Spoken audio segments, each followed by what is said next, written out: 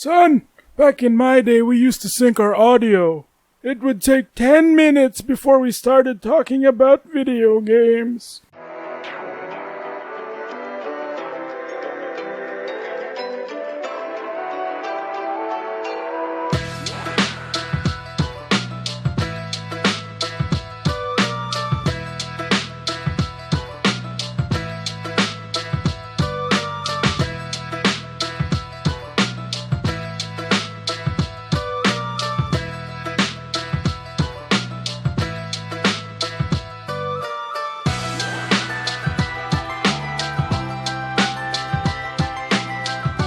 Hey guys, we have a packed table here. We're going to be talking about Final Fantasy VII Remake.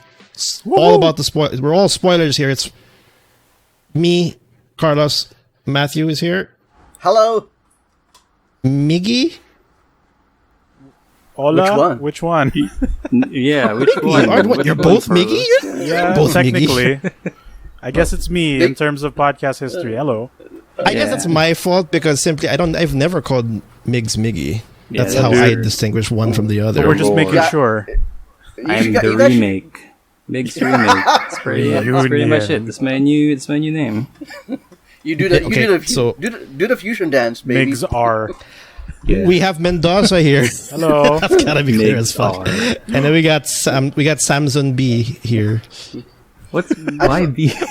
I just want to, guys. I just want to say that if you ever put the names Mendoza, Hernandez, and Samson together, you sound like a mafiosi law firm. Yeah, I mean we're not denying that. Never get clients ever. Primo mafioso. Like we beat Matt Murdock in a number of cases he gets on. Oh, dude, yeah, he totally didn't see it coming. Mm-hmm. Literally. Yeah. But okay, so we haven't had this much people in one episode in a long time because this is a special 200 episode 200 special solely for Final Fantasy VII Remake. And again, spoilers.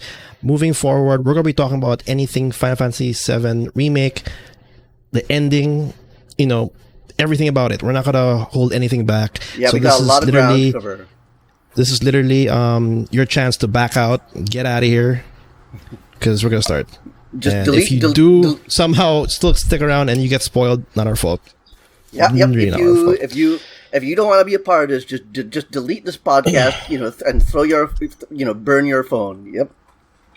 Well, don't burn your phone. I think this phone's it's very important. But yeah, you've been warned. Yes, we got a lot of ground to cover today. Yeah, all of us have played it. All of us have finished it. Yeah. One of us actually finished it twice. So wait, you're done, Miggy, right? Pretty much. I'm right at the final fight.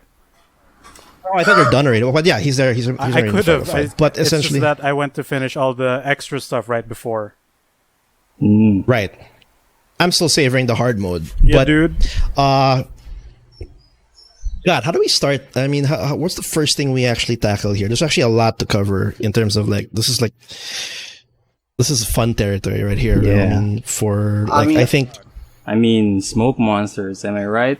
The Dementors. Yeah, Dementors. Am I right? The Dementors. How everything was laid out towards the end. I guess all of us love the game in general. I mean, in the end, there was as much as we had so much shock and awe. I mean, that's really the direction they want to do with the remake.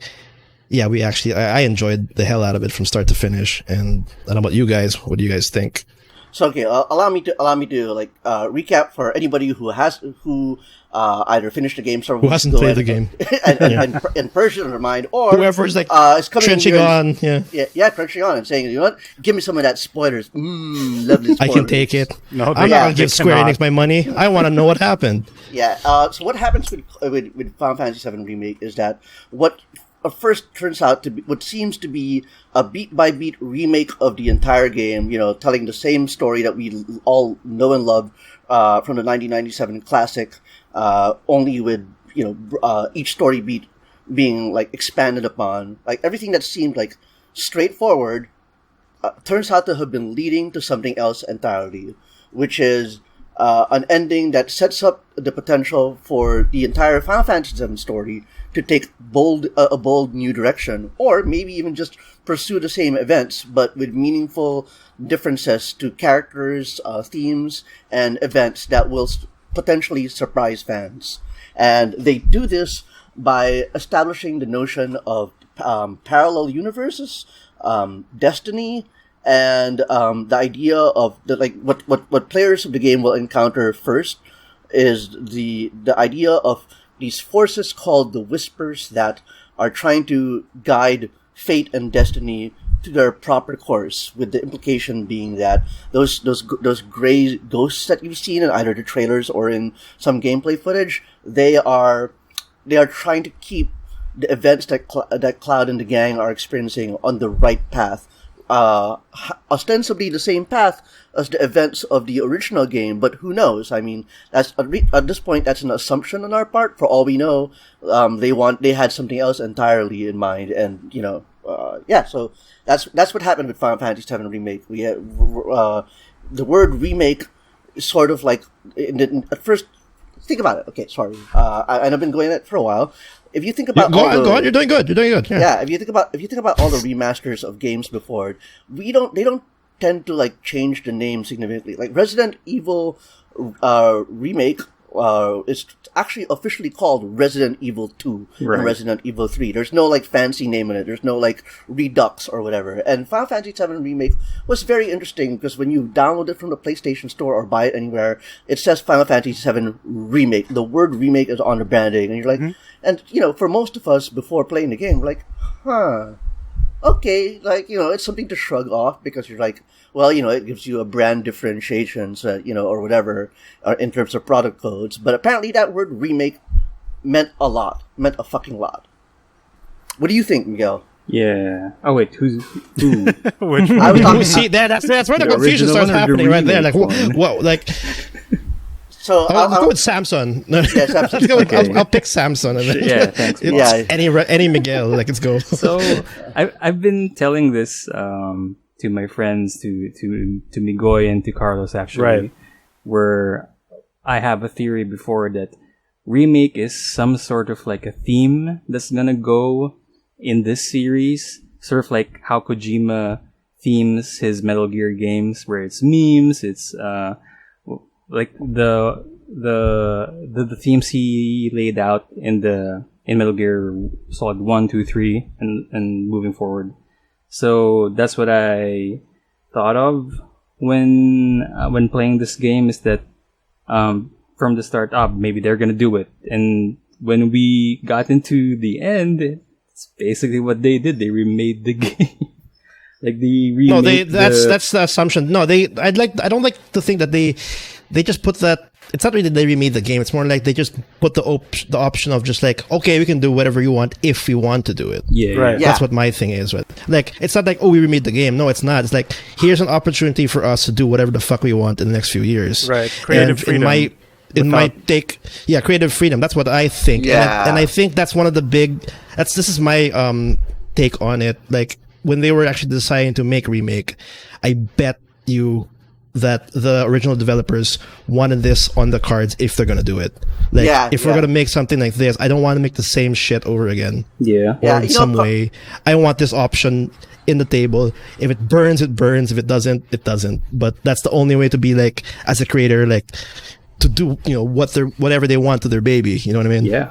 Yeah, Carlos, I love what you're saying right now, because that is a very interesting thing to talk about, because right now when I talk to some people on Twitter and all that stuff, like, that where the ending has gone has kind of polarized fans a little, because the biggest worry among purists is they're going like, oh, are they going to change the story entirely?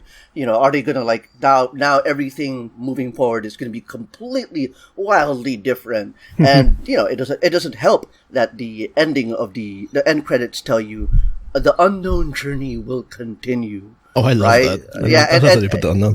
Yeah, and it's just very tempting to imagine a world where Final Fantasy VII story is going to go completely wild and divergent from where it's going to go. And to be fair, that's still on the table. The cards for that are still on the table. Yeah. But I kind of like your suggestion also, which is that it's more like they're giving themselves permission to change things. They're going, okay, we don't want to have to, like, fuss around and, like, have to explain or justify any minor or major changes we make to the story and moving forward. So why don't we just make this game about that, about creating the potential for change, and that is what makes Final Fantasy VII Remake so interesting, is that over the course of the game, it is a game that is largely in conversation with itself. It is it sort of works on the idea that you know the story, and I think the game is serviceable and fine even if you're a complete newcomer, but it does tend to be all right, you know the story, so we're gonna kind of do a lot of call-outs and little tricks and visual motifs that sort of pull at what we presume to be your pre-existing knowledge of the game. And to be fair, it's very easy to say that this is bad for newcomers, but as we talked about in our last episode, many people who don't have a lot of experience with Final Fantasy VII have sort of absorbed the mythology and the story of Final Fantasy VII simply through sheer cultural and internet osmosis. You know what I mean? Right. I think one writer, Kotaku's Heather Alexandra, I'm not really a big fan of her, but she did make this interesting point wherein she says that even though the tragedy of Eris Gainsborough was not one that I had experienced, it felt like it was a tragedy I shared with other people. And that to me speaks to what Final Fantasy VII means to people who have not played Final Fantasy VII.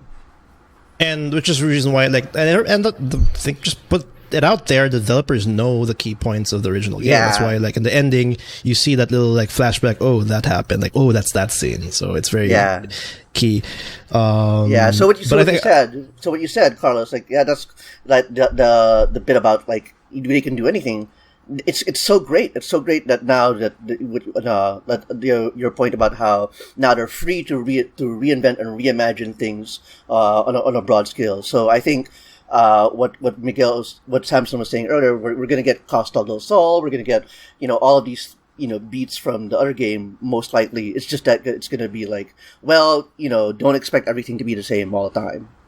Yeah, but I like Mig Samson's I'm gonna call you Samson just to be. I'm just now Oh God! cautious about this whole thing. I guess it bleeds now. No, I remember when we were talking about it. You have a thought of how they're gonna name the future titles. Right. Yeah. And I think it's a great idea where they should stick with the R. If I'm right, if I'm correct. It could be the second game would be Return because Zack is. Well, that's one of the things. I actually like what you mentioned to me and some of our other friends before that, because we were all wondering why is Square avoiding putting episode 1 on the title, right? Because for a person trying to follow this, say somebody has not bought this day one or is waiting for all of the games to come out before they start diving into it. So where do I start? What game do I start? It doesn't say episode 1 anywhere. But then you brought up saying that because this game is trying to do something different, at the point when we didn't know what was happening yet at the time. Yeah. You mentioned maybe the second game is going to be called Reunion, which is still fitting to the theme because, they do mention that a lot even in the base story. Right. I'm gonna place a bet. I'm gonna place a no prize bet, which is basically no disclaimer there. Yeah. I love Samson's suggestion of having different titles for each installment in this sort of saga. It's gonna be Remake, and then I think Return, and then Resurrection. Sure. I'm going with Reunion. I'm going with Reunion, actually. Reunion needs to be there somewhere. My original trio is Remake, Return, then Reunion. Yeah. And then watch Square Enix completely go episode 2. I mean, you're just ruining everything. Remake 2. they could do that too. Just be a dick about it. 7-2. It'll be called R2 Make. Oh no. What's actually pretty interesting about this as well, title. I think Resident Evil 2 was one of those. We've had a lot of remakes before, but this one is one of the biggest ones, I think. Resident Evil is big, but not as iconic as the others that that was given the remake treatment. And I mean, we've just gone over it because Resident Evil 2 remake and Resident Evil remake and most remakes they just play it straight. And that's not a bad thing. It's great. Yeah. It's not a bad thing at all. They did change a few things in the story.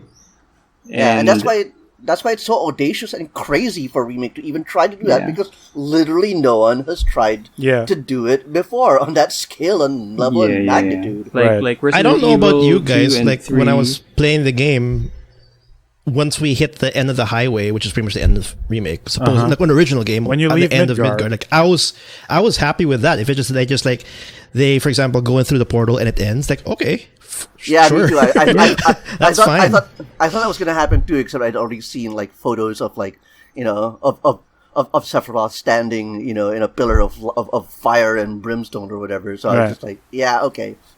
But it just kept on going. But you're right. I But was you're, like, but once you're you right. reach You're right. the highway, when you see the portal, because like, oh, this is also a metaphor of what the game is trying to do, right? Blah blah blah. And to me, at least, I was like, you can't end this game without a Sephiroth boss fight. Because otherwise, they wouldn't have gone through the trouble of showing him fucking everywhere, giving him a new voice actor. he was everywhere. Like as a reward along for the player, you need to have like a fight against Sephiroth. So like, Yeah. I was thinking he was being expecting, a VR guy though. no, I was Yeah, expecting I that thought- once you go there, honestly. it's a fight and then you're done. But Yeah, it I think- actually I meant think- a lot more, because of all the events that happened during the boss fight and all that. Yeah. Mendoza, like I think what was also cool was that you like you said, the Sephiroth boss fight is mandatory at that Right. point because of the setup. You gotta. But they gave us more than they gave us more than a Sephiroth boss fight, like all those the Harbingers and all that The stuff. Kingdom and, Hearts boss. Yeah, the Kingdom Hearts bosses and all that stuff. Yeah, I Oh my god, thought. garbage. And my only complaint really was that the last 3 or 4 hours of the game is like 7 consecutive set piece combats, and I was just like, my hands. It was actually that what chapter was that? 17 was the pretty long one. 18 was the Is this about the reveal. Hojo laboratory sequence? Yeah, the whole 17 escaping was the from one the that lab was really 17. padded. And then the rooftop boss fights.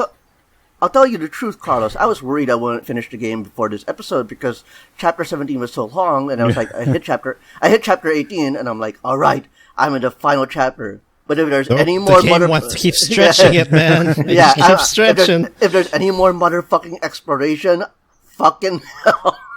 And then it laughed in my face and gave me 7 straight boss fights. So and said, "Oh, I am on an exploration. Oh, yun, 7 boss fights." Yeah. 7 boss fights in different forms of Sephiroth. Like it's just like, oh wow, it's really the end. Like, this is really happening. I count But it even was- the motorcycle chase, which I was just like, Oh, I think the that's only motorcycle is still part of 17. Yeah. Oh wait, no, it's the beginning of 18. I'm sorry, It's the beginning of 18, yeah. Yeah. but that doesn't really count because it gives you no real rewards. Plus, on hard mode, you can just skip that fight entirely. You can skip that fight. motorcycle segment. Yeah. I'm not complaining because I love playing fucking video games. Of course, Yeah. that's why we're fucking here. It's just I was just like, it's just really necessary. Yeah, chapter 17 is like the epitome of padding it out because Yeah. you're literally running through the same area, but that door is locked. You have to take a roundabout method to open the door. Yeah. It's can I say it's like a nitpicky thing on like the Hojo thing? Because like I understand like it being completely stretched out. Right. Like I don't think it adds any more value to the story. Yeah, not that at all. Hojo's playing around with. It But could pay off. In I was the having future, fun but it doesn't with pay off the in idea of story. just going around. Maybe because I just like the combat. Maybe. Yeah. Right, that's yeah. for the players who are invested with the combat. Like, here's just a Yeah. long series of fights while you try to escape this mandatory area. Yeah. Give me information, friends, or experiments, whatever. And that was it. And Can I just say though, Red 13, I fucking love Red 13. Oh, dude, man. Red 13 is amazing. Yeah, I fucking love it. Guy. I wasn't because like he's been absent for most, not all of the marketing, but surely most of it. And I was expecting like, either they're not gonna put him into it, they're gonna make it a throwaway thing, or he's actually part of it. But like, will he be playable at that point? I don't know. Because like the moment you find him in the room right after when you fight the Cthulhu monster while following Hojo around. Because if you leave that area, it immediately pans the camera towards Red 13 and all that. But having that's right. seen him before, I was like, is this my only like encounter with Red 13, without the game pointing it out? And then when he does escape, I thought like, oh, he's gonna jump out the window. Then we're gonna find him in a different area, whatever. He's gonna squeeze himself into the story somewhere else.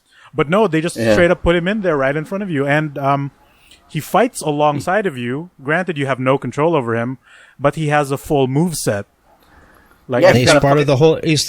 He's got a fucking limit break. He has limit breaks, right? Exactly. Is it not level 1? I think it's level 1. He starts doing Stardust Ray if you just let him do it. That's level 1, right? Actually, what's interesting is on hard mode, he starts doing limit breaks more often, and he also begins to heal your party every now and then. Yeah. So he's he's also a lot more active on higher difficulties, which is really nice. He's the one healing. He's the one healing you in the highway, right? In the motorcycle chase, he heals you too. So that's really helpful. People have been able to mod the game, and they were able to see that Red 13 does in fact have a full moveset. But I think the option to not make him playable is because at that point, like, you'd have to give him like materia slots, you'd have to give him weapons, which kind of is a bit pointless because you're at the very end of the game already. Yeah, he came out really late during the game. Yeah, he comes out like chapter 7. You'll be like, here's his primary weapon. Spend 170 skill points now. Upgrade all of the materia for this dog. Oh god. And what happens when you get a new weapon? Like, here's all the skill points you want. Oh god, okay, here we go. Master all the proficiency of these weapons. Mendoza, his full name is Lab Rat Dog. Oh dude, yeah, that little call out was amazing. Lab Rat Dog. Those kinds of things, like even that, like it's silly. It's just outright silly. But they just they know it's silly. They're just gonna ride it out because it's the whole thing in general is silly. And I just like those kinds of call outs and everything. That's the reason why it's also just a trip all throughout from start to end. This game. Yeah, like they don't shy away from it being like, oh, this is a silly game from 1997. Of course, the characters are sort of written like cartoon characters, Here's the little goofy moments. Like that entire exchange between Barrett, Eris, Red, and Heidegger. Where he goes like, who is this ragtag of misfits? Avalanche! Local florist! Lab rat dog. Then Heidegger goes, where's the rest of you? Up your ass. I was like, Cloud, what are you doing? That just sounds to me like the writers just like having fun. Like, let's just do it. Fuck it. Like it's. I love it. I mean, that would be something so Barrett cheesy. Would say too, but it's just amazing. Yeah, and exactly how Cloud gets them out of the situation. That's just so. He's way not too necessary. Cool. And how, of course. Yeah, just way too cool. Like it's just right? like it. All the way to the end, they play out every single character, and then it's just such a treat to see. Not only as a fan, but also just like it's. We get it. It's supposed to be fun, and then there you go.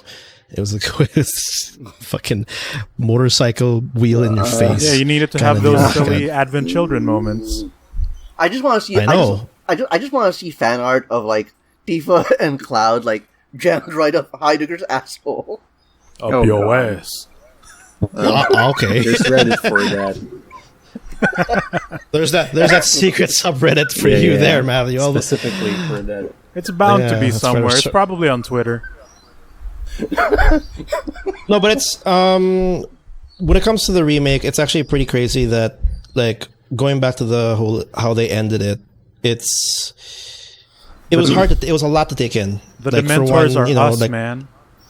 Yeah, it's the purists. We don't want the game to change. That is true. On one side, people just really want a remake, but I don't know what the consensus is. Maybe it's a 50-50, maybe it's a 40-60, but I think either way, I like the fact that how they've left it. Yeah. Everybody can have fun with it. Yeah. Yeah. And everybody can also theorize of what the fuck happened. Like, maybe you might be wrong. It might not be timelines. Maybe they just want to make an offspin of like fucking Zack. Because I don't know what the fuck Zack's doing now over here. He's supposed to be alive. He's supposed to be dead. A llama. But he's alive. Like, I don't. Like, I like the idea that the community can now just like figure it out in their heads, talk about it until they make the next one. Like it'll be a weird situation where if it was it's a remake, we know it's gonna happen. Oh, it was great, and then silence. Yeah, that's my take on it. Now it's just like everybody's freaking out because like, oh my god, why are you alive? Like, why is there this? Why? It's I don't know. It's somewhat genius, but we'll see how they take it from here. I think we're all on the same boat where all of us expected it to be, like for the most part, a one by one remake with some, obvious additional padding to stretch out the very short Midgar segment from the original game. But we're all happily surprised at how it turned out. Because we came out of it like being optimistic and positive about what will they do with the next game. I understand how some people are, taken aback and it being a polarizing ending, but the general consensus does seem to be like it's all in the positives. And actually, if you do all the VR missions for Chadley in hard mode, because he adds a bunch of extras, you get some additional dialogue of Chadley revealing who he actually is and all that. And there's one line that basically summarizes my entire feelings for the Final Fantasy VII Remake that he drops, and it's like, he says, "It's nice not knowing something for a change." Yeah. Nice. That's true. That's just the nail of it. Yeah. Mendoza, I love that. I love that so much because it's like it speaks to the way we consume and engage with geek culture now. Like I know it's fashionable to say no spoilers, but at its heart, we are now in a culture that actually it consumes spoilers way more than we did 15 years ago. If not for works that are precious to us, at the very least, we do it for stuff that we're only kind of sort of interested in, or when we're done with consuming the work, like let's say we finish watching Star Wars or Final Fantasy VII, we go online and we go to Reddit and we go to websites and ask people to explain the stuff to us, right? All of that stuff. We're not comfortable with not knowing, and I think Chadley the line you cited from Chadley is like just so wonderful and beautiful and nodding to that. What I do want to ask you about, though, because I didn't finish all those missions, is like what happens when you finish all those VR missions? What does Chadley tell you outside of that cool line? He actually reveals that like it's pretty much throwaway for the most part. It basically opens up like, oh, he might still show up in the next game doing the exact same thing or whatever. So he tells you that he's on a mission to take down Shinra and all that, right? It turns out that he is actually an artificial like AI robot made by Hojo. And I knew it. Because of Hojo being a weirdo scientist man who makes things just because he can, whether it be good or bad. I had a feeling he's not real. Yeah, like also his inclusion is a bit random, but for functionality's sake, it's fine. He reveals that he starts wanting more purpose in life, and the way to convince his AI to break from being locked down by whatever Hojo made is he saw potential in Cloud to be able to surpass all the obstacles and then be able to take down Shinra eventually. But his entire goal was he wanted someone to take those challenges and go past that. So upon beating all of the VR missions that he gives to you, some of which is insane, like he fucking the final gauntlet is fight all of the summons with increased life, increased speed in terms of their abilities, more sometimes new moves, and then like a prototype Shinra boss, because whatever. He reveals that you've gone past my expectations. You are a person with infinite potential, and I'm fully like. He says that he has full confidence that you can do whatever you set your mind to, and possibly take it beyond. And so you did that. You surpassed his expectations. Yeah, because it kind of sounds like he's also talking to like the possibility of what will happen in the game, like being endless possibility. Like it might go to places we never expected it to. And that kind of adds on to that just a little bit. That's so cool, dude. That's awesome.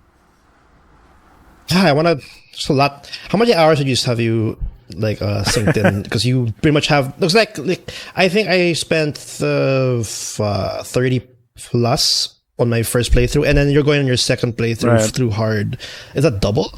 Or no? Or is it more casual? I initially beat it at around 46 hours. That's with all the primary side quests done just because I was doing it for fun.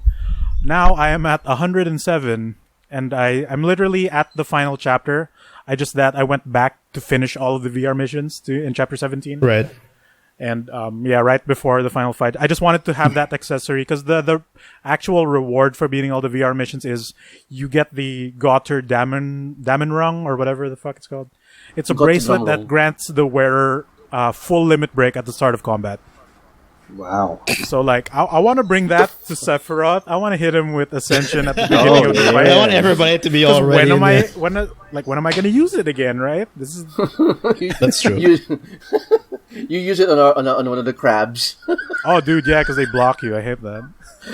No, you use it. You use it to the thugs. To those 3 thugs. Oh yeah. Like hard. Like speaking of hard mode, it does what I like when Platinum does higher difficulties, where it's significant and it's not just they take slightly more damage. This one is like he has new moves and his life is almost triple. So deal with that. Remember, like Hell House, like also has like what Tonberries? Is that the thing, or I just completely missed the? So like, what the fuck? Like say with the Scorpion at the beginning of the first chapter, his primary new move is outside of doing his attacks more frequently and earlier on in their phases. Remember when he does the gimmick where he'll drop the debris that you hide behind, then he'll shoot the tail laser. He only shoots that once in normal mode, right? So you have if you don't dodge it the first time, there's still debris to hide behind in case he does something else. This time he does it twice in a row. So if you just charge out of the first, like hiding behind the first wall, because you expect him not to do that, you're gonna get immediately murdered by the second laser. Yikes! So you have to watch. But stuff like that. So yeah, So Hell House, the hard mode. He starts. He gets like he does most of his attacks at a frequent rate, and he starts popping out 3 Tonberries at once. So that's not fun. And I think what really got me, because I fought the Hell House for like nearly 2 hours because I kept losing. During his final phase, remember in the Corneo Coliseum fights before that, where you fight a souped up cutter and a sweeper? Yeah. I noticed during phase 4 of Hell House, like the gates open up in the corner of my eye. And I was wondering like, what's that going to be? Is that going to be like a new hiding spot for him for a new phase? No, it's just that these robots show up again and they're also beefed up and they're hitting you as you're trying to kill this fucking house that's also hitting you. Well, there are no rules in the Coliseum, yeah, this right? is just meant to destroy you as a person. And goddamn, they do. That is a tough ass fight. So I want to ask people about how they feel about what's the thing that's cool also. So we know that this game is like being in your face towards the end about the fact that the events of the original game, or at least some version of the events, have happened elsewhere in some alternate timeline. Mm-hmm. And I say this only because I phrase it that way only because when we talk about the Whispers, we talk about them preserving the timeline, and that's sort of been the widely agreed presumption about them. Honestly, I'm willing to entertain the notion that they might actually be trying to make the timeline more divergent. I don't know, it's not my belief, but an argument could be made if they wanted to do that. But anyway, so how do we feel about Eris? So Eris's death is infamous, and her death hangs over the way the game tells its story. You know what I mean? Like, there's this way that the game sort of winks at you and says, "Yeah, we know that Eris died," and that the tragedy of who she is sort of lingers over her as a character. Yeah. And even towards the end, in the ending, they have at least 2 shots, I think, where they sort of do a death fake out. Showing Aerith's scene. Yeah, one scene is she has her back towards the portal, and then it makes a big bang noise, and she's sort of I wouldn't say I was afraid she was going to die, but I felt this was framed in a way to make people who are paranoid freak a little bit out.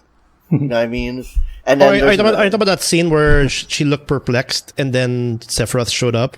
Yeah, That's one scene where I thought that could be something, but it never happened. But it never happened. I think it's fake. It's a fake out. It's just sort of it's supposed to make you it's supposed to evoke the moment without necessarily trying to be about that moment. Right. I think I yelled on my stream at least once that, is it gonna happen now? Is she gonna get stabbed now? Both jokingly and at the same time slightly worried that it might actually happen. Yeah, right. You're you're like 90% sure it's not going to happen, but you got to. It might. But you need to save 10% of yourself to brace the impact at least. Yeah, dude. I like If that was the in Final Fantasy Tactics, it shows you a hit percent when you swing at an enemy. 95%, and I still get a miss. So Oh god, that's XCOM 98%. Yeah, point yeah, blank, XCOM. it doesn't get a miss. So that's fine, XCOM. That's XCOM rules. Yeah, That's it's not XCOM, out of baby. the it's not out of the conversation. It could still happen. Yeah. If it so happens to be that's the intention, that just to make it a little bit of a fake out that it might happen or might not, it'd be great. It'd be pretty amazing, because then they're pretty much, everybody knows that Aerith's death is very iconic and very important, and they kept on showing it everywhere, and sort of winking Zack, at it. Yeah. and he's winking it, and then Zack is also another important factor in this whole story. Right. And then they just dumped the fact that his fate was affected by the Whispers, and that now it could be that's a different timeline, stuff like that. Discussions are now happening right now. Yeah. So okay. So for anybody who hasn't played the game yet and is here for the spoiler stuff, the thing is, the game doesn't actually tell you who Zack is. That's the thing that's interesting. No, not at all. Not at all. They don't even say his name. I'll play Final Fantasy VII Remake, and then you hit the end, and you're like, "Who the fuck is this guy?" Yeah. Black Cloud? Cloud's Who's the black-haired brother? Cloud? Oh god, yeah. That's gotta be the dog. That's happened. I've seen someone stream it, and he's like, "Who the fuck is that? Is that Cloud's bro? What's going on?" Yeah. So just actually, I would have been in the comments saying that's Cloud's gay lover. Anyway, Sure. It's Dark Cloud. It's him when he's evil. Dark Cloud. That's Dark Cloud. Cloud's yeah. nobody. There's no Dark Cloud. He goes. Dark Cloud. Dark Cloud. It's the heartless Cloud. I don't know. No, Dark Cloud builds stuff out of crafting components and goes fishing. Yeah. Oh, dude, you wish. You know what I'm talking about, right? Yeah, man. We'll remake the PS2 one day. Okay, but anyway, that's interesting. So the only tell that you, in Final Fantasy VII Remake, Aerith tells Cloud that he kind of reminds her of her boyfriend or something like that, like her ex-boyfriend. Yeah. And to be clear, you get that dialogue only if you do all of the side quests in Chapter 8. Because if you don't complete all of them, you do not they get have that, scene. Matt. Oh, Yeah, fucking! they I have did all that. the side quests. Of course, I did. Yeah. But anyway, But it's missable. Like even Just to let you know. I was actually surprised that even like Aerith's dress, apparently the original one, you can only get that if you get all the side quests Right. on the Corneo There's chapter. like little hidden They have girlfriend those points shits there. Yeah. oh wow. Anyway, Yeah, those added things. Yeah. Anyway, So anyway, yeah, she mentions her boyfriend, but she doesn't name him, and She doesn't does. say, well, She tells Cloud his. She tries to tell Cloud his name. Then we switch to Cloud's perspective, and it's just static. He gets like the headache that he gets upon the name. yeah, Memory blocks. Yeah. Like, who? yeah, and so the game tells us that. I want to revisit those headaches, by the way, but let's get back. We'll move forward. And then the game just goes on, and then we suddenly see black-haired Cloud, Dark Cloud, with no explanation, and only those of us who are familiar with the FF7 lore will recognize that as Zack. Right. Yeah. Right, and this time he's alive because he's dead in the original timeline, right? He's supposed to die. Yes. Yeah. He's the catalyst that And turns he's a- Cloud into who he is. yeah, Yeah. he's a key figure as to why Cloud is who he is. Yeah. and- Yeah. So it's gonna be remember- interesting in why or what they're gonna do with that little change. Refresh my memory. Jesus Christ. Refresh my memory. Like how does that happen? I know Zack appears in the original FF7 game, and that was revealed that like Cloud is an imposter, and like he's just pretending to be a soldier or something like that. But you guys probably know this better than I do, so recall for me what happened there. So the presentation of the scene is as you're fighting the Whispers, right? The Whispers are swarming around the Shinra building, and then they're trying to defeat you in like that little fight or whatever. So it cuts to Midgar from an outside perspective during the daytime, and there's whispers swarming around it entirely. So initially, it makes you think like, oh, have we been fighting that long that it's already the break of dawn or whatever? Then you see a familiar-looking boot and pants come into the scene, and you still think like, oh, is this just a reference, or is this like maybe the characters looking at it from a different perspective, etc.? Then it pans up, then you see the black hair, right? So you go like, oh my god, why are they showing us a scene of Zack at this very moment? So he turns around and he name drops Cloud, right? Yeah. And then it does a shot per shot of the ending of Crisis Core, where it starts off in the barrel of a Shinra gun, then it zooms out to show like a small army waiting for Zack. Then it does the whole thing where he puts the sword on his forehead, he drops the exact same line of dialogue, and goes into the charge against the soldiers, right? About like, like if you could see me now, Cloud, or something like that, right? No, he drops the whole like the words that Angeal, the honor, which is his mentor, like would tell him, where keep your honor as soldier, or like not because soldier is an army for Shinra, but the values that Zack keeps, or what soldier means in his mind is the hero that saves everyone. So he does all that. He does the lines and everything. And then, it throws you right back into battle. So you think, like, why are you showing this to me now? What is the importance of, for someone who knows, like, why are you showing me the scenes of Zack at this very moment? From a PSP prequel that not everybody has played. Exactly. That scene was entirely remade. Because, syempre, the remake has new character models, et cetera. And, It wasn't bright as day during the PSP cutscene. It was like very overcast because it rains at the end because the live stream is crying, etc., etc. So then, once you do beat Sephiroth and the Whispers look to be destroyed completely, it shows that day scene again and the Whispers like popping into light, signifying that I think you've killed them at that point. And then it shows Zack standing amidst all the dead Shinra soldiers and going like, that's it? Right? And then it pans a chip bag featuring, what's the name of the dog mascot? Stamp? His name is Stamp, and it's a different breed of dog. It's a different dog, right? On the chip bag. Which I think is a hint that like, oh, it's a different universe maybe.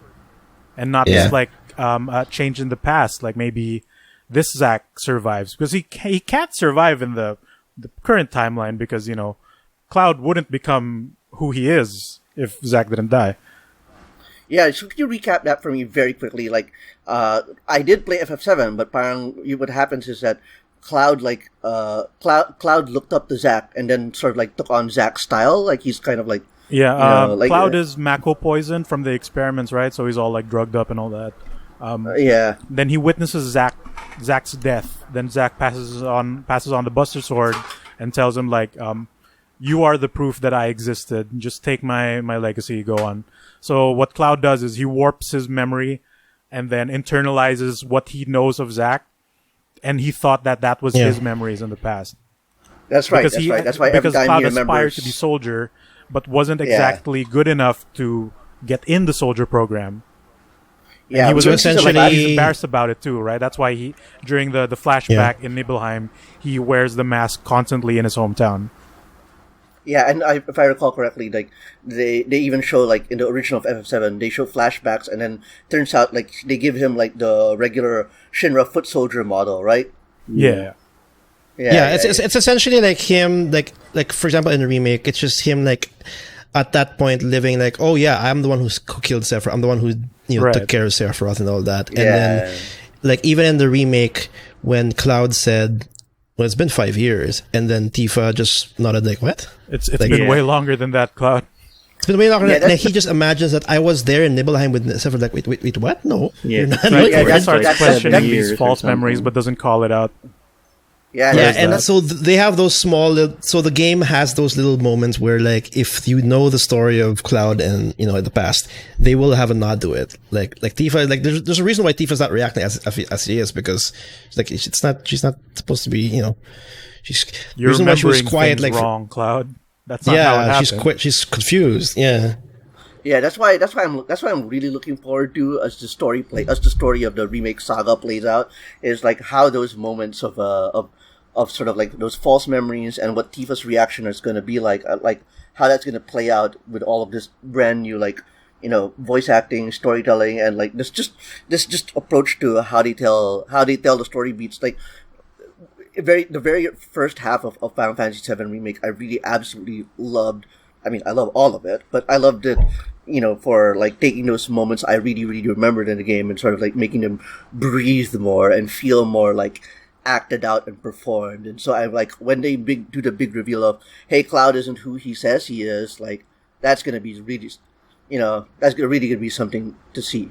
Right. I can't wait to see how they change that dialogue with, you know, how well these characters act and, you know, make it sound like believable and convincing that way. I can't wait for Barrett in his sailor suit. Oh, dude. Yeah, like on the topic of how some people internalize the ending to be like, oh my god, Remake 2 is gonna be a completely different game from the original, etc. What we're realistically gonna get most likely is it's gonna do most of the original game still, right? We're gonna be doing the same old silly minigames. We're gonna revisit the same areas. We need to beat Sephiroth still. His plan is probably still gonna be to drop a big old rock. I don't know, but like Carlos mentioned that this just opens up to creative freedom, and then they can change major story elements. Yeah. So like we might not see Aerith die, or she might die in a different way, you know. But we're still gonna be going through the same towns. We're gonna be. You know, we're going to dress up as soldiers and then do that parade minigame to impress Rufus. You're going to get Barrett in the stupid sailor outfit. I want the RTS minigame where you manage like fucking soldiers in... Was it Cosmo Canyon? I'm not sure if it was Cosmo Canyon. We're going to do that stupid minigame for Sid while we defend the mountain with fucking weaponry and all that nonsense. Was that like the tower defense game? Yeah. Yeah. We're still going to do all that. Yeah, but or Vincent rising from his crypt, like fucking, like the most. Or fucking Yuffie's gonna steal all our materia again, you know? Oh, I can't wait. I can't wait for the game to make a fake save point, just for me to touch it and then get all my shit stolen. Oh yeah, that's true. That did happen. No, that's it's all up in the air, and that's the reason why the ending's actually just great in my eyes, because like I can enjoy the game I feel like I can enjoy the game more because then I don't like I know like I'm gonna start looking at like where are they gonna change things like. There's gotta be something. Mendoza said something earlier about, you know, will they kill Aerith or not? And I'm like, honestly, I'm in team don't kill Aerith. Like, I'm not one of those people who's like, who like experienced a great wailing and gnashing of tears when Aerith was killed off. But I also think like there was a lot of opportunity denied that character in terms of storytelling and themes by killing her off. Like, I'm not saying that Final Fantasy VII the first time around was wrong to tell the story wrong. It's wrong, but I'm just like, wow, imagine what we can do with that character when she's not dead. You know, it's like comic books. It's like comic books. It's like, I think it's valid that Gwen Stacy died, but also Spider-Gwen's kind of fucking cool. Yeah, I think that's exactly what the development team also wants to do. Like, imagine what Aerith can do if she's around for certain segments. Or at the very least, if they do still go on with her dying, it needs to have a lot more importance. And you know, the set piece might have to change to accommodate for all of that. It's going to be interesting if he does survive and then see if she actually is a major influence or it's just another ride. Right. If it comes to that point, then the next game would have to be drastically different now. My wife, they kind of go like, oh, okay, she dies and she gets resurrected. That's the beat that she wants to go. Personally, I want cheats. Through cheats. Personally, I want to go with total death aversion. I think both stories are valid, but I think my preference would be for her to not die at all. I'd be like, whoa. To be honest, I was actually more afraid of Barrett dying in the game.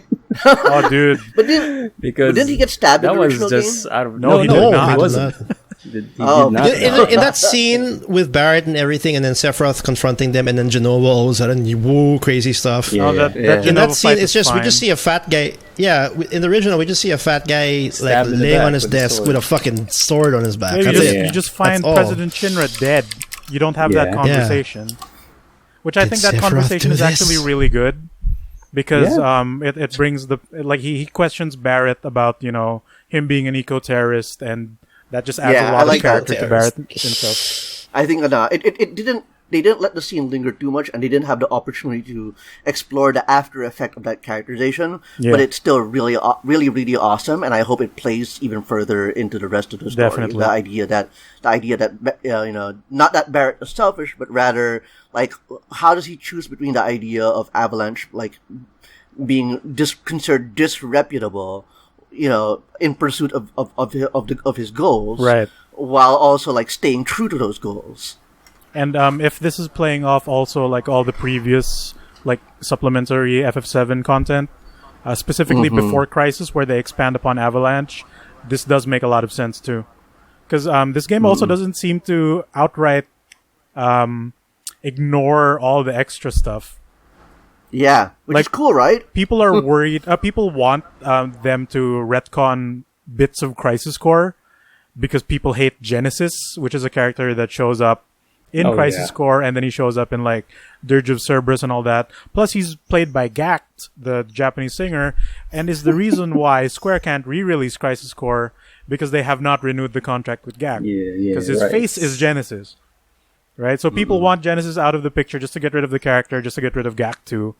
But this game basically acknowledges the existence of Crisis Core because they drop beats like Project G, Project Genesis before they made Sephiroth. They post posters for the Banora White fruit, which is also from Crisis Core.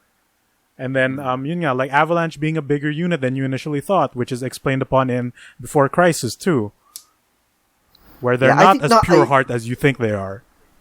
Yeah, Mendoza, I really love that also because I think it really sucks sometimes when these big major franchises like go and make big splashy reimaginings or reboots or at least resurrections, and then they kind of be all like, oh, all that stuff before, like that's not we're not even considering that Valor canon. Nobody's saying that they have to, that they're obligated to make expanded universe material canon or whatever, but it kind of feels like that's how it always is. You know what I mean? It's like, easier that way. Yeah, like for example, it's sort of like it puts a stain on extended universe work. You know what I mean? Like the people who make the movies and the TV shows, are all like, well, as long as I have the ability to use a camera, your novels are invalid. Subject to change without prior notice. Yeah, exactly. Subject to change with prior notice, that's definitely the case with Star Trek. That's definitely the case with Star Wars. And, having a remake game that sort of goes like, we're going to look at the totality of the lore is like really cool. Well, they do implement that whole subject to change without prior notice thing, but instead of it being saved for the supplemental stuff, they're doing it with the base game. They're doing it with the source. And also, like, the premise of Remake is that they can reinvent everything, but they're not just doing it like the way movies do it. They're just kind of like, I changed the story. I didn't even acknowledge the material existed. Like, whatever. What's this? All those EU books are just sitting, gathering dust somewhere else. Like, I don't care. I don't care. I'm not even gonna bother. It's like, how did Terrence Howard become Don Cheadle in the sequel? I think you're talking about a completely different conversation. Just forget about it. Nobody noticed. Nobody remembers. But yeah, I think just forget about with this game and Edward Norton. If the rumors were true that they've introduced different timelines now, I think parallel universes stuff like the G Project and Genesis can exist on a different timeline, and they kind of have that excuse now that no, in this remake, in this timeline, Genesis isn't here, or something like that. So they kind of open up that possibility now. I mean, they could totally still do that, but they could also just acknowledge it without having to show it. Yeah, Yeah. precisely. Right? Like they can acknowledge the existence of Project G, but don't have to show Genesis because they also confirm deep. Punzo. Was it Deep Underground? Deep Ground. Oh, Deep Ground. Yeah. They add that segment where you find the Shinra lab under Sector 7. Right. And Yeah, that's a new thing. That's That's the a- thing for yeah. Deep That's a Ground, Crisis which is Core where thing. Genesis is from. Yeah. So there's all that. So before we People go, at Square is just like gushing because pretty like, much. like, oh my god, you just opened up all of these possible spin-offs that we can do, and I'm like, yeah, Yeah. thank you, you're welcome. They all exist 'Cause somewhere. anything's So Yeah. it's going to be called Project Fabula Novalis remake. Fabula no. Kristen. Oh, I don't know, Please, man. no, please. It's Nobra. Go ahead, I guess. It's partially just gonna be Cloud Strife returns. It's just lightning. Cloud becomes the returns. next Jesus again, Yeah, again. like lightning. Chadley, we need to kill all the humans to save them. Oh no. Personally, I'm looking forward to the Final Fantasy VII Type 0 that nobody will play. Oh, but that game's good. FF7 Oh, really? High School. I'm- That's just I think FF8, dude. it's available on Steam, right? As far as I know. Actually, they before- should do that. They wanted should to do that. They say- should sell. Yeah. Before we go too far from the whole like Zack portion of the conversation, I'm actually really iffy about Zack surviving, either it being in a parallel universe or not. Because what do you do with an alive Zack? Yeah. Because that changes a bit too much, I'd say. You can only do one thing. He rocks it. Well, Roxas is dead so- too, Migs. They can't do But that's the thing. You Kingdom Hearts to it. You revive it. So that's Sora. So- No, from but so- your Roxas has time. to die. I have no idea now, Roxas man. Like, dies. it's He as dies because he fuses convoluted with as- Sora. Yeah, Mendoza, exactly. here's my No, here's my do? proposal. This is no my thing is when they show like he survives the combat scenario, sure, but also how he actually dies in Crisis Core is really dumb. Because in Crisis Core, you build up so much power. Zack gets so many, like board clearing magic abilities. Like he can destroy Nibelheim himself with no effort. Like you see feats that most characters can't accomplish. It could be an exaggeration for the player, etc. But still, you can summon Bahamut's for fuck's sake. And how they presented it in the original game during the flashback is Zack gets shot in the back, right? He tries to walk away, he gets shot in the back, then he drags himself over Cloud and then does the whole sword thing, right? Take my sword, etc., escape. In Crisis Core, he gets shot in the front, then they just leave him to die on the corner. Then Cloud himself is the one who crawls out. But having survived a small army, getting shot by 3 dudes is kind of like, how? I still have like 99 potions in my ass. How do you die? Yeah, isn't that Final Fantasy problems to begin with? Like sometimes you step like in the Midgar in Shinra lobby, like Barrett, local florist Avalanche and Labrat Dog are surrounded by 12 Shinra soldiers, and they're suddenly like, oh God, we're in quite a bit of a pickle. Bullet cutscenes can kill you, but gameplay bullets cannot.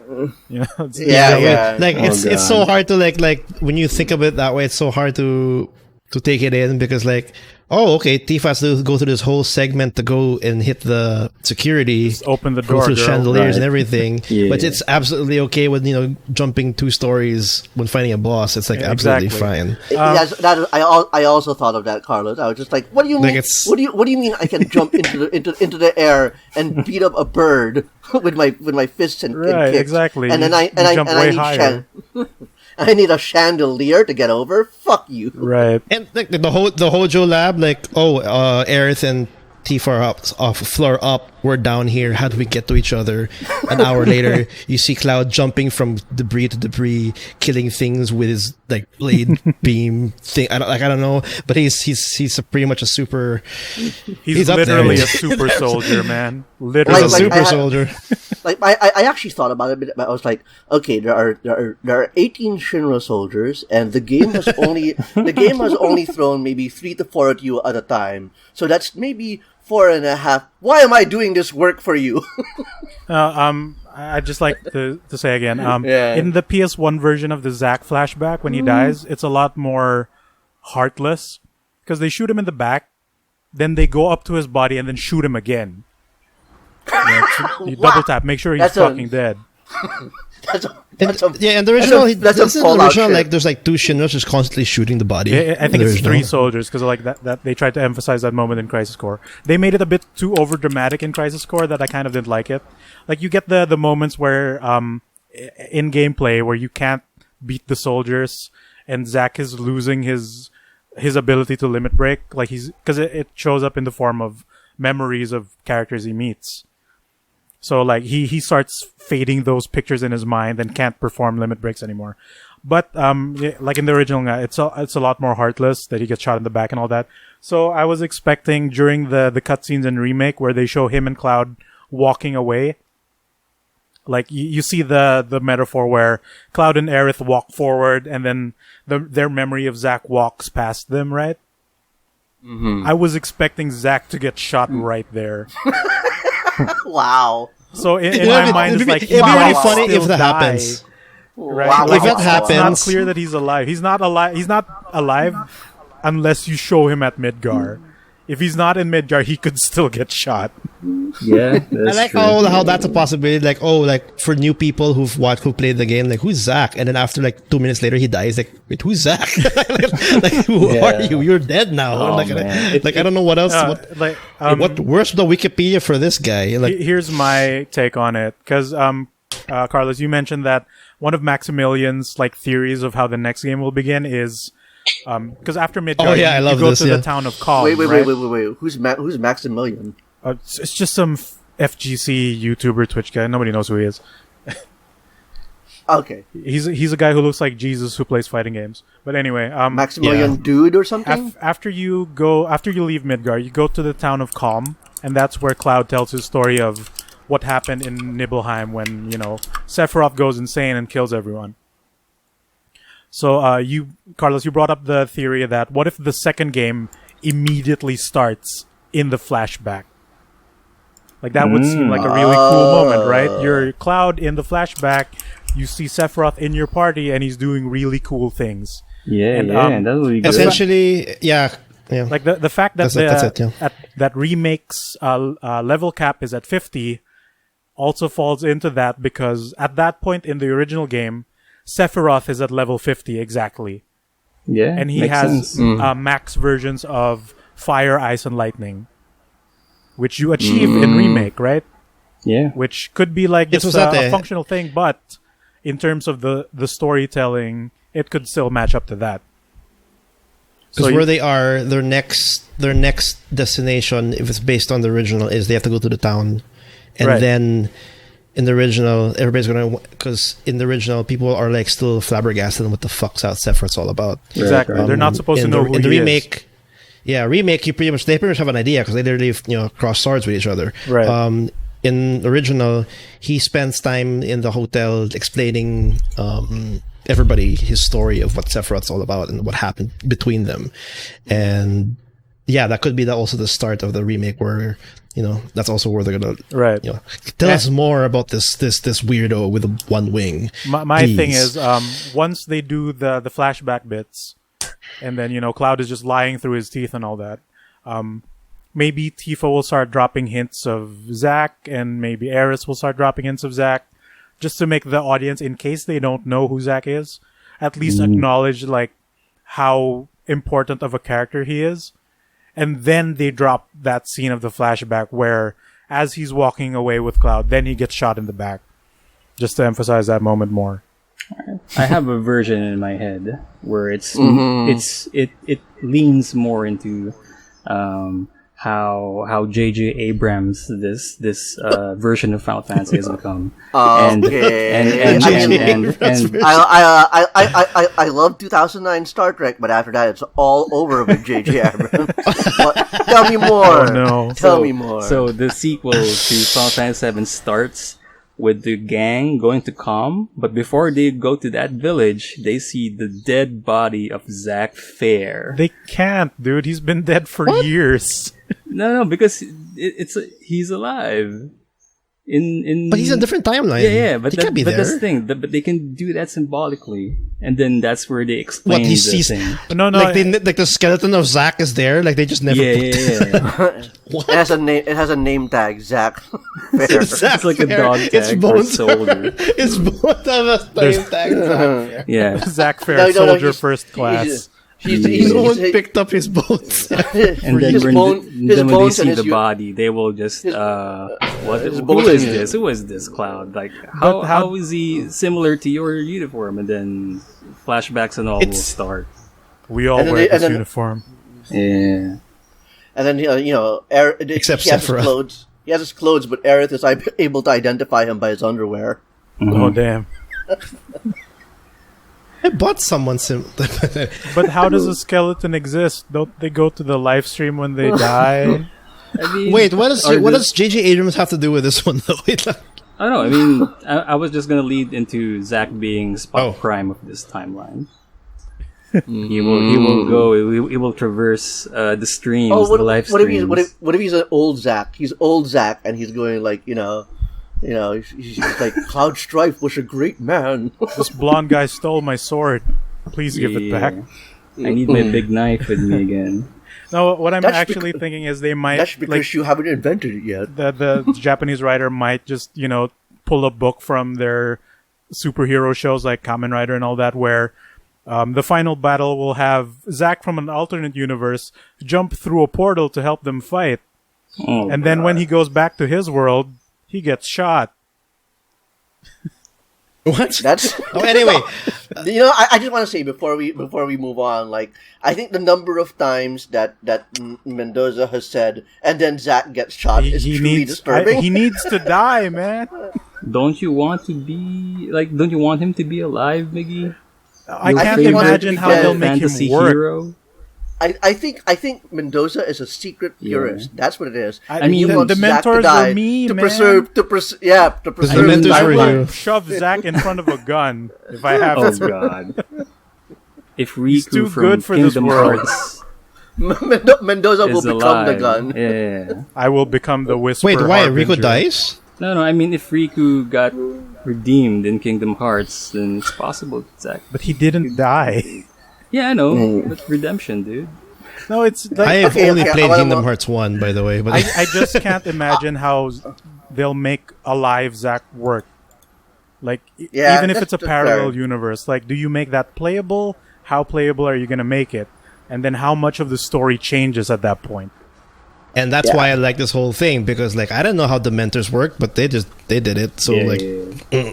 I want to we'll move on see. to two more. I want to move on to two more things before we wrap up because we've been at it for a while. We're fine.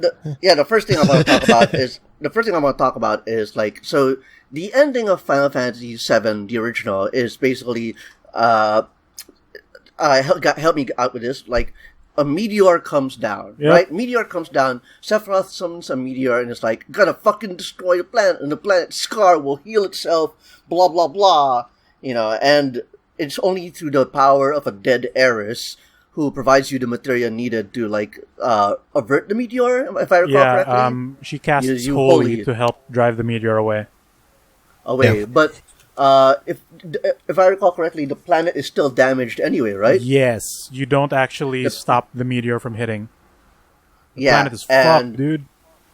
yeah, the planet is fucked, which is really depressing and like and fair, whatever. Like I wonder if this is gonna be a Hayao Miyazaki situation. Now, for those of you who aren't aware, like when Hayao Miyazaki, the critically celebrated filmmaker, anime maker, he did Nausicaa a long time ago, and Nausicaa was this environmental parable in which like humans and nature like are at odds with each other, but also like they get together in the end and they kind of fucking save everything. That's what happens in Nausicaa, without getting too much into it. Mm-hmm. And as Miyazaki grew older and more bitter, resentful, and cynical, and basically pessimistic, at least, he made Princess Mononoke, and Princess Mononoke kind of like has a similar thing going about industrialization and environmentalism, and it's basically mankind is always a force of entropy, so the gods will die under man, and that is the only future that we can imagine, and we have to build a future out of that inevitability. That's how Mononoke works, and I wonder. I'm led to wonder that if Final Fantasy VII Remake is sort of like slightly teasing you with the possibility that Aeris could survive, that she could avert her destiny, then is it possible that the planet will avert its destiny too? Because it is one of the other images we get from that alternate timeline. We see Aeris, we see the materia, we see Red 13's run around the mountains and all that stuff, or Nanaki, and so I wonder, like, will the meteor be averted? Is that what we're gonna get? What do you guys think? I honestly feel like the end of the remake will be that you actually save the planet. Yeah. But how we get there is what I'm wondering. Because some people are saying the exact opposite, where, if Aerith doesn't die, then they don't get Holy to cast against Meteor. But it could also be that because she's alive, they do get a stronger power of some sort, and then actively avoid Sephiroth from actually casting the spell. Yeah. That sounds. I like that how your version of those events like seem a little bit more developed than mine.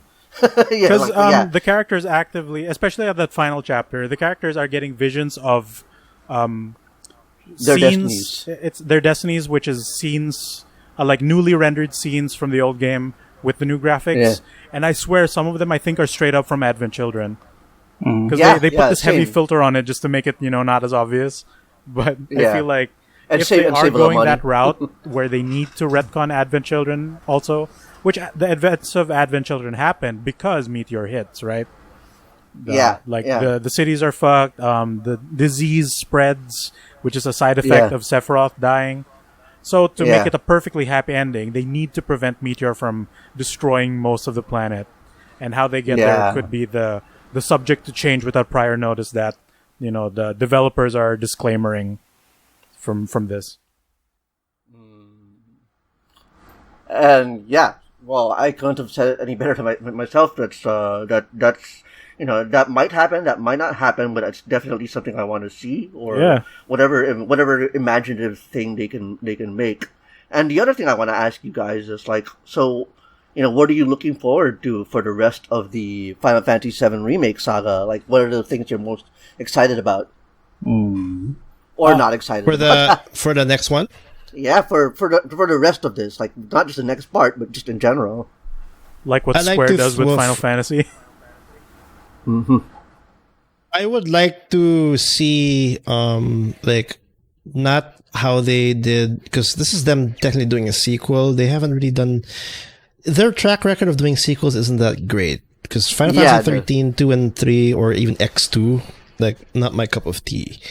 I just hope that this is the redeeming factor in those kinds of moving forward to a story, because I don't know about that. That's what I'm concerned about. They did something great. I don't know how they're going to top from there. And to make matters worse, they're now entering a territory that is Final Fantasy 15 territory in terms of gameplay wise. It's going to be open world. You'll be roaming around, or maybe you're not. I don't know. It's big up in the air. So I'm concerned in that area. Yeah. I think that's valid, Carlos. We do enjoy this game and we appreciate it a lot, but as is the case with any game series that's going to be, a series, there's no guarantee that number 2 will be just as good as or better than the next one. And that's not us being pessimistic. That's just the reality. You know what I mean? Right. Every episode of a thing is always going to be another casting of the dice. Yeah, so I'm just more holding on, see how it goes, and hopefully it's not gonna be not long of a wait, because I'd like to think they'll use the same engine or I'm sure hopefully they're gonna use Epic again. I mean, what's the engine for this Unreal game? 4? Unreal, I said Epic. Unreal. So at least all they gotta do is just, because they got the ground going, they just have to pass it on to the next gen consoles. This is obviously going to be PS5 no matter what. I keep forgetting that it's Unreal technology, because I still think it's Lumos. Lumos was the name of the engine they used for XP, right? Yeah, for 15. Oh, wait. Yeah. I think so, yeah. Yeah. And I just hope it's that's like what? Hopefully 3 years? Compared to the 5 year? Probably 5 years minimum. Oh my No, I god! don't think it's There's- gonna take that long anymore. This could be just as long as the first No, one. I'd say it's gonna be look. either 2 or 3 years, because the reason why this first 7 remake took so long is because their team was split for most of that, because they had to work on both FF15 and Kingdom Hearts 3. In Kingdom Hearts 3, But yeah. also, you guys better. They were both take, Tetsuya Nomura, Will. note that living in this time where a pandemic Everyone's stuck hit, at home. development will slow down, yeah. so it would take Yeah. much longer than expected, for sure. I don't Yeah, think the man yeah. like there's a big slowdown, yeah, for sure. But I don't think it'll add 2 years to it. Like, Yeah. not it'll maybe add 6 months additional for because of what's happening right now. But not naman 2 years. They have, I don't know. That's what my think is. Like, it will be a shorter wait, but I'm not. For yeah, sure. it'll Like, the be engine's Well- established, Right. the system's established, so it's just more about like developing the maps and the new areas and, and Yeah, making like the airship run, baby. Oh, God. Well, as we're rapidly learning these days from various websites, like game development is hard, and we cannot actually predict it without any information on the inside. Right. However, I am inclined to agree with everybody with the fact that the COVID-19 stuff is a complicating factor, but also that there is no good reason why it shouldn't that the COVID-19 thing would add 2 years to the whole thing, as Carlos said. I do think that they will want to do this game sooner, not just because for economic and commercial imperatives, but because producer Yoshinori Kitase and director Tetsuya Nomura and the like, they've all talked about Final Fantasy VII Remake, like the project, extensively, and said something to the effect of they wanted to make this game personally because they felt like they didn't want anyone else to do it, and they also wanted to do it now because they felt like they were worried that they would reach a point where they would be too old to make it. Yeah. Right. And honestly, those guys are only I think they're only in their late 40s or early 50s, which, and I heard that the youngest developer from the OG is like 40 plus. So, 45, around that range. yeah, but if they take 10 years to complete the entire story, that's just going to push it for their own self-professed goal of let's not finish this when we're when we're gonna hit retirement age. Actually, I don't think actually maybe they had to jumpstart the project, not more finish it, because I'd like to think that maybe like halfway through, like, okay, we have a core team that will definitely serve justice. Yeah. I'm just gonna sip my iced tea, and just hope to God they really do the good job, Right. Yeah, definitely. And that's a lot of Final Fantasy VII talk right there. It's good. I enjoyed it. I actually like that they're taking a different route when it comes to the storytelling in this, because that just makes for a lot more interesting of an experience. Because even if it was a spot on remake, I think we'd still like it. We'd be happy with the gameplay changes and all that. And like I said earlier, I was okay with it ending when you enter the portal. Okay, credits roll, moving on with life. But no, they made us enter Reddit and then go on that fucking rabbit hole. It's definitely a lot more interesting that they're taking all these liberties with it, while keeping same to a lot of the original beats.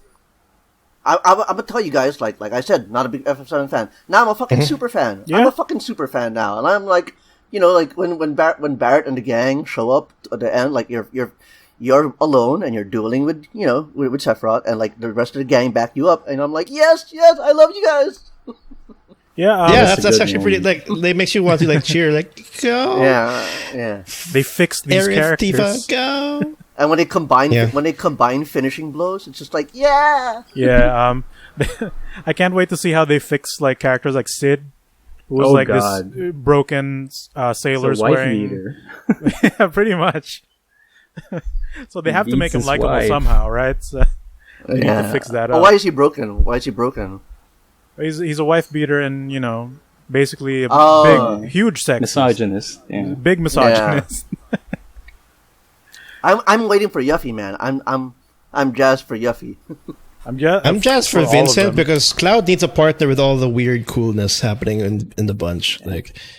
He needs to be the awkward, quiet man that is too cool for even for Cloud. I think the most aside from all the story stuff and them remaking some silly minigames, I think I'm most excited about how they'll make all the characters play differently and at the same time make them, really fun.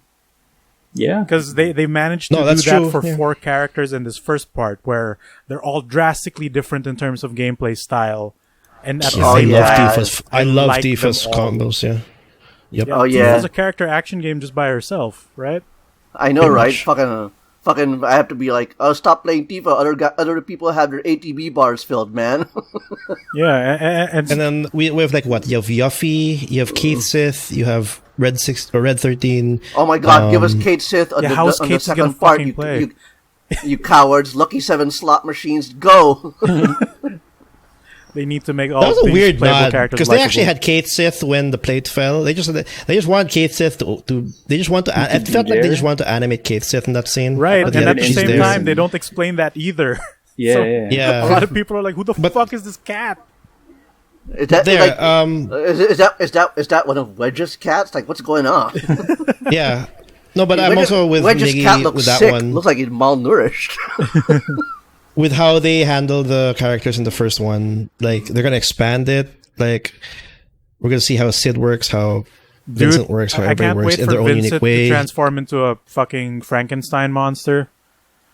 And the combat will be drastically different because this is a party of 4, 5 if you add Red 13 towards the end. Well, they could still keep the whole 3-person dynamic. But they need to add a party swapping, like a real party swapping mechanic. That was interesting about this game. There was no party swapping. Only in VR missions. There was no actual party swapping. It's only, the swapping is only based on the story. Yeah, the game just gives you, which is understandable. It'd be pretty cool if they can integrate the whole group, though. Right, that's like, the thing. The lack of party swapping is fine for the, given the small scope of the first game. But after that, they need to make an active party swapping mechanic.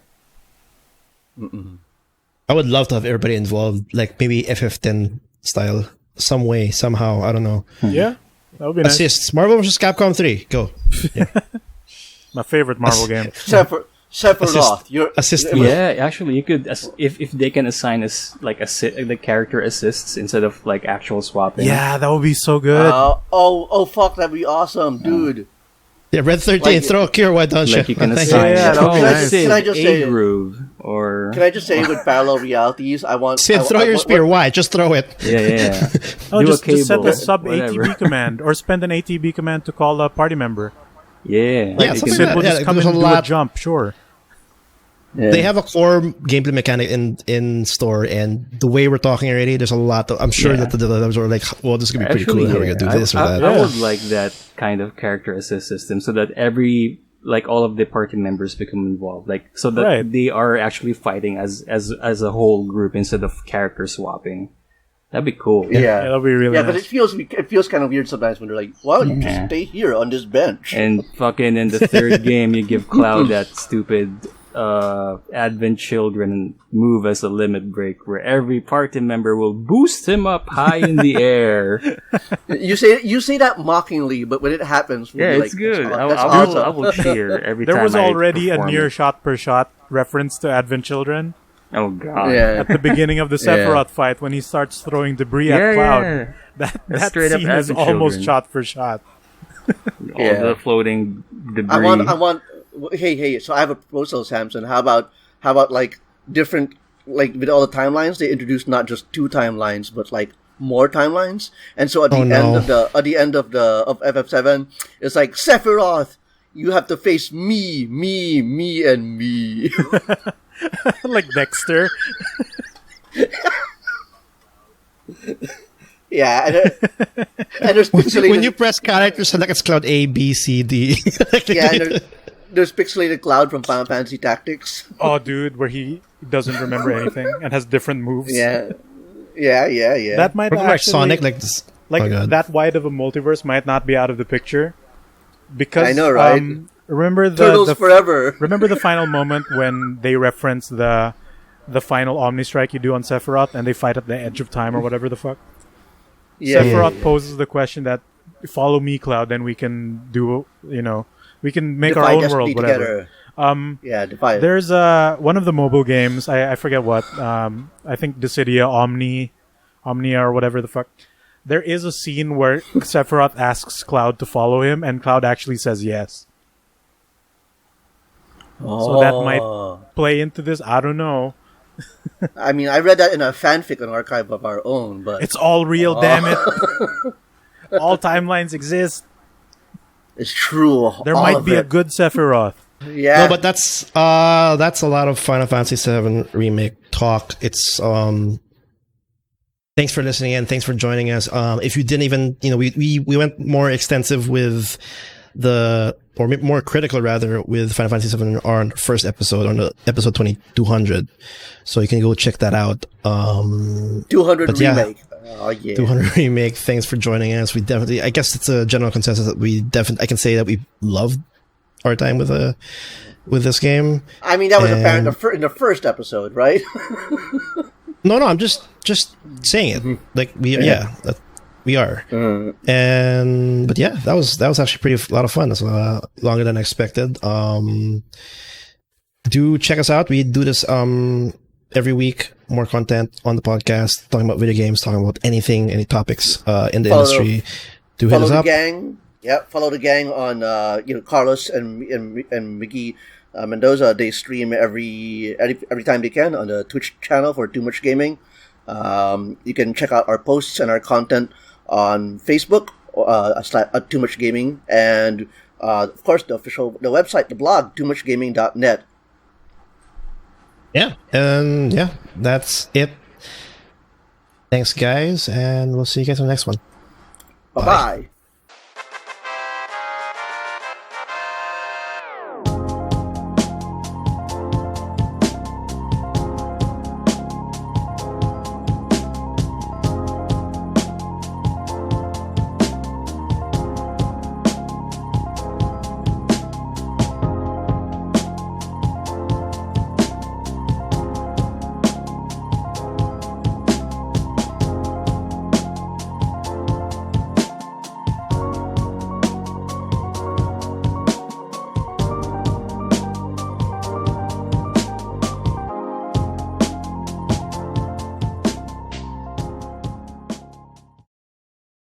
We should use a royalty-free cover of the battle theme.